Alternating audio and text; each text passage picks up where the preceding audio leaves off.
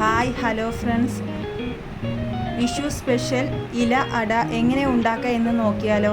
അതിനായിട്ട്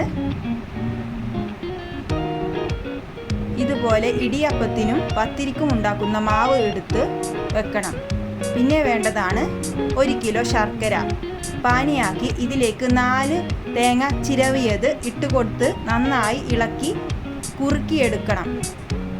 ഇതിലേക്ക് ഏലക്ക പൊടിച്ചത് കൂടി ഇട്ട് കൊടുക്കണം. 2 ടേബിൾ സ്പൂൺ നെയ്യ് കൂടി ഇട്ട് കൊടുത്ത് നന്നായി ഇളക്കിയെടുക്കണം. ഇത് കുറുകി വരുമ്പോൾ വാങ്ങി വെക്കണം. പിന്നെ ഈ ഇല നിങ്ങൾക്ക് പരിചയമുണ്ടോ? ഈ ഇലയാണ് പ്ലാസിൻ്റെ ഇല. നിങ്ങളെല്ലാവരും ഏത് ഇലയിലാണ് ഉണ്ടാക്കുന്നതെന്ന് കമൻറ്റ് ബോക്സിൽ പറയണേ. ഇതിലേക്ക് മാവ് വെച്ച് കൊടുത്ത് അമർത്തി കൊടുക്കണം.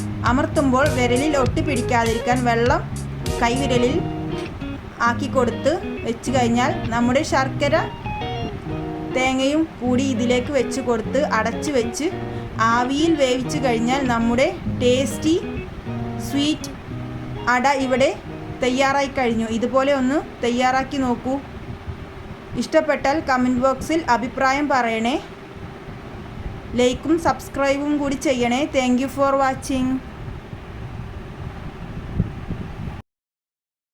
എല്ലാവർക്കും എൻ്റെ ഹൃദയം നിറഞ്ഞ വിഷു ആശംസകൾ.